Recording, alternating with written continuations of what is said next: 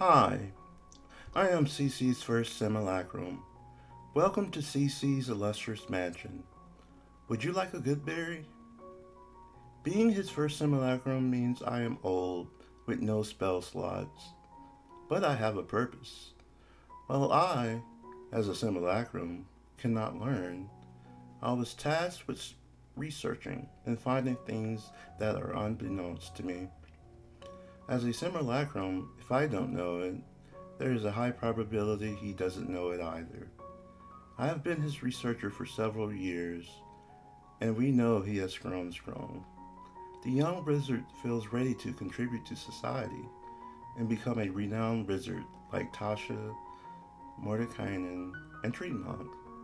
CC has decided to share some of his findings with you, so we have created a YouTube channel to share and discuss them. Please sit back and enjoy your good berry in the D&D show. I hope you find the information within it valuable. If you do, please support the channel with a like and subscribe. Thank you.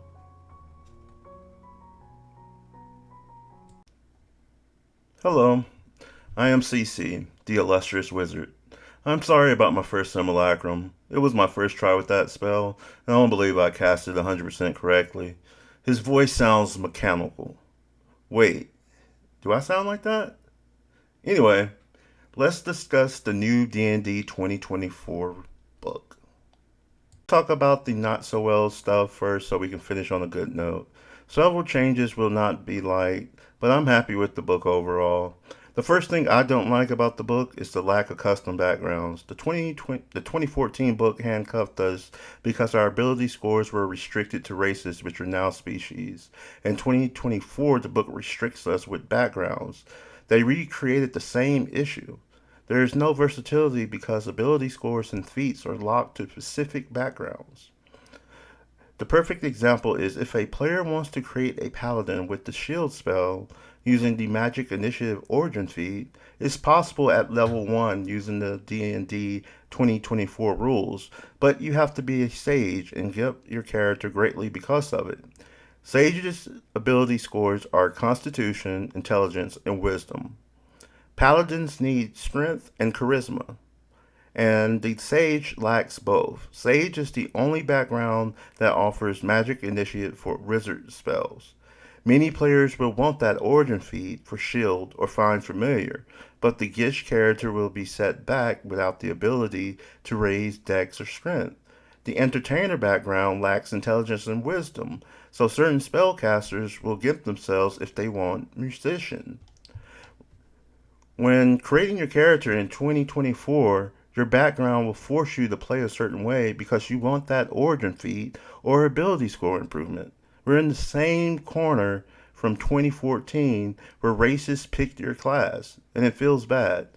Hopefully your DM will bless the party and let you use a custom background for your first 2024 character. Or maybe you are a lucky one and can find the shoe that fits.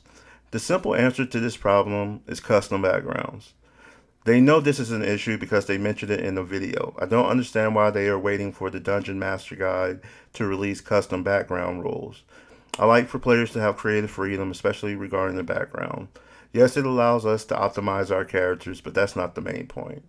D&D is a role-playing game, and your background is the most crucial aspect of that portion of the game.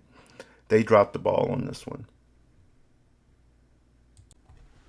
The next bad thing is that melee causes longer turns. Weapon mastery is like making everyone a spellcaster and giving them 2 or more cantrips they can change once daily. Players must learn their weapon masteries, and some weapon masteries force saves, which will slow down the game. The rules also differentiate the attack action in D&D 2024. The attack action has nothing wrong with it, but the synergy with certain feats has changed. Great Weapon Master is no longer the king of damage, but is still a good feat, and is an example of attack actions being different from other attacks. So let's start there. The new Great Weapon Master says that when you hit a creature with a weapon with the heavy property as part of the attack action on your turn, you can cause the weapon to deal extra damage to the target. The extra damage equals your proficiency bonus. Every attack from the attack action, long bows and heavy crossbows included. Do you notice the big difference? It says as part of the attack action on your turn. This means that opportunity attacks, the bonus action attack from the polearm feat, and haste spells attacks no longer work with Great Weapon Master. Don't shoot the messenger. The grappler feat also suffers the same fate. Grappler says when you hit a creature with an unarmed strike as part of the attack action on your turn, you can use both the damage and the grapple option. You can use this benefit only once per turn. Monk's bonus action unarmed strikes and flurry of blows attacks cannot use the grappler's punch and grab option. These are small things that the players and DM must keep up with, which will slow down the game. Most DMs already have their hands full while running a game, and reminding the player to use his weapon mastery after each attack makes turns longer. With time, players will learn what their weapons do. It's just a small barrier of entry into understanding the game post 2024. This is what the people want. We want to build Aragon, the Ranger of the North, the hero in the Lord of the Rings franchise, the man who marries the elf and gets to make half-elf babies. Then there is Drizzt, another famous ranger that players love. These are two examples of iconic fantasy fiction characters that D&D players want to recreate and play a version of them in their games. However, they will not, because the ranger is once again one of the weakest classes in D&D, which is the last thing I dislike about the 2024 Player's Handbook. They wanted to make Hunter's Mark a trademark spell for Rangers in 2024, but they did not change it. The new Divine Favor spell does not require concentration and does D4 damage. Hunter Mark, on average, does 1 extra point of damage. So why does it require concentration? So how do you fix the Ranger? Remove Hunter's Mark and make Favorite Enemy a better version of it. Make Favorite Enemy an ability that casts a free action Hunter's Mark and it doesn't require an action to transfer. Rangers can also concentrate on Favorite Enemy and one other Ranger spell at the same time. Lastly, Favorite Enemy damage must scale to keep up. The main problem with Hunter's Mark is that it often feels like a constraint, competing against other actions like your companion's attack and other bonus action Ranger spells. By making Favorite Enemy / Hunter Mark a free action to cast and transfer, we are removing that constraint and giving you more freedom. Now the spell no longer competes with your bonus action, creating a perfect synergy with the Ranger spell list, your companion, and dual wielding fighting. You control all your actions, and the Ranger class becomes more flexible. We're ensuring fair and balanced gameplay by making Favorite Enemy concentration free with the restriction that it has to be a Ranger spell. You can access your other Ranger concentration spells while benefiting from Favorite Enemy. If Divine Favor without concentration is okay at early levels, 1 point on average shouldn't break the camel's back. Lastly, Favorite Enemy / Hunter's Mark needs to scale in damage to keep up with everyone else so it doesn't fall off.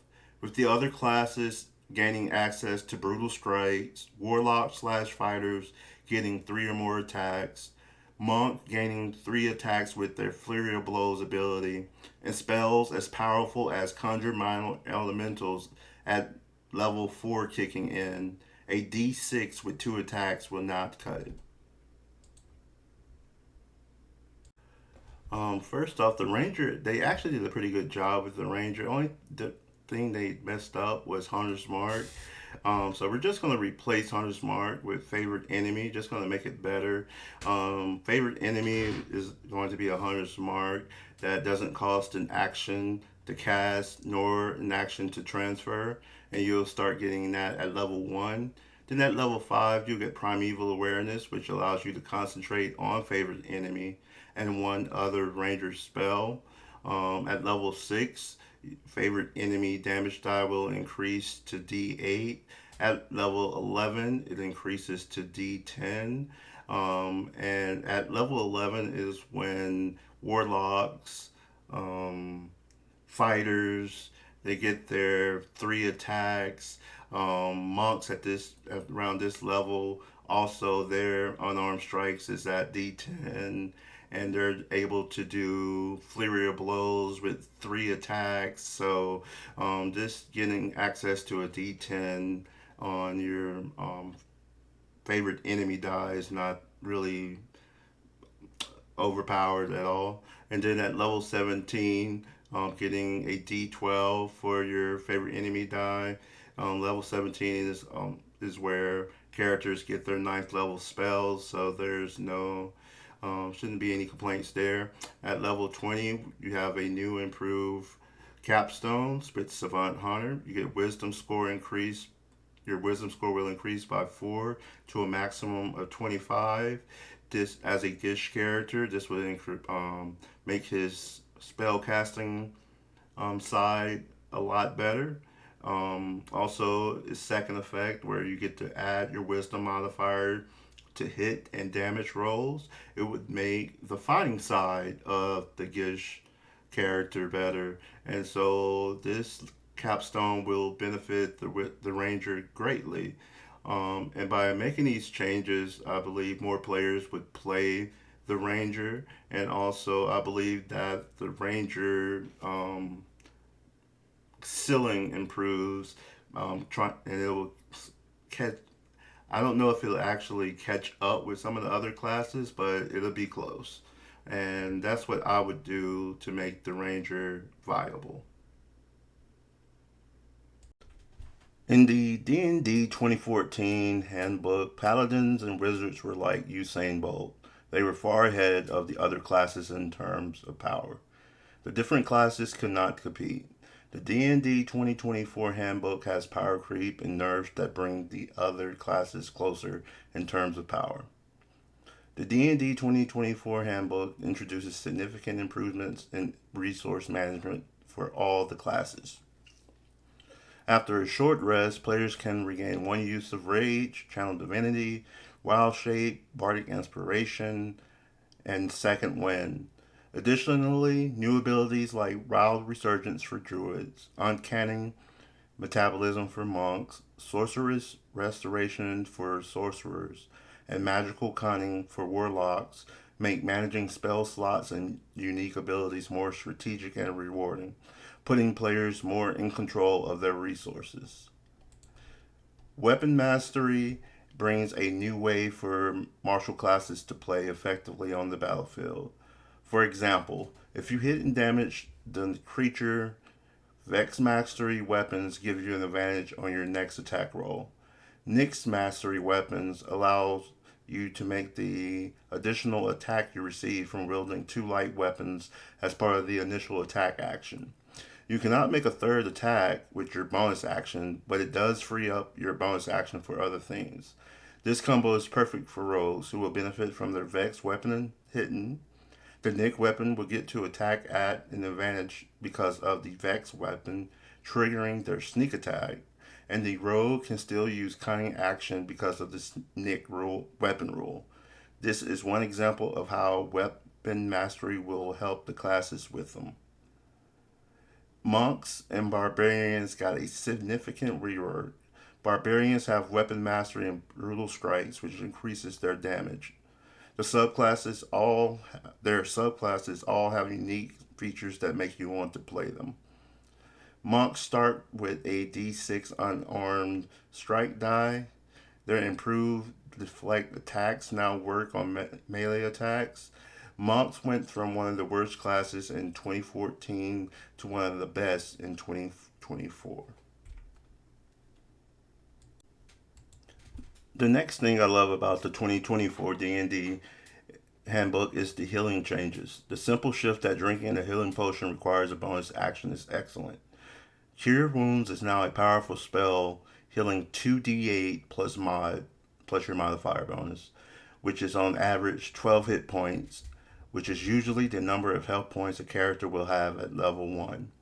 Healing Word heals 2d4 plus mod, which is on average 8 hit points, which is usually the number of health points for wizards and sorcerers at level 1.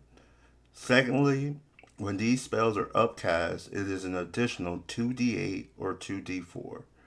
4d8 plus modifiers should change how you heal. Instead of letting your fighter or barbarian go down before healing them, you can cast a level 2 Cure Wounds, which may heal them back to full, preventing them from going down. On average, a level 2 Cure Wounds is 21 hit points. This buff to Cure Wounds makes healing valuable in Tier 1 games. The last thing I like about the new rules is my two favorite classes got buffs. Fighter's Indomitable ability is better as it allows you to reroll, except you get to add your fighter level to the reroll. Indomitable almost guarantees you will pass saves at later levels. You now have more uses of Second Wind. Tactical Wind allows you to use Second Wind to add a d10 to failed ability checks, which is a unique ability that will come in handy outside of combat. Tactical Master enables you to use the push, slow, or sap with your attacks regardless of your weapon, making the fighter very flexible with the new weapon mastery feature. Lastly, wizards are still the most potent class in my opinion, even though the race is a lot closer. The wizard still has the most spells. They also have the largest spell list. The new Savant ability gives the wizard 9 extra spells. The wizard's Ritual Adept feature allows you to cast ritual spells even if they are not prepared. Ritual Adept frees up space for the wizard to have even more spells prepared than the other classes, which is why I believe wizards are still the best class. The next video will be a character build. The character's name is Nancia of the Wild. The goal is to create a character that is unique but powerful. I have to thank Tremont for his hard work with his videos on the 2024 Handbook. Because of him, I could make this video ahead of schedule. I would also like to thank Michelle for being one of the best DMs I know. I also would like to thank Jackie, Bruno, Rafkin, and Opal for being an excellent adventuring party.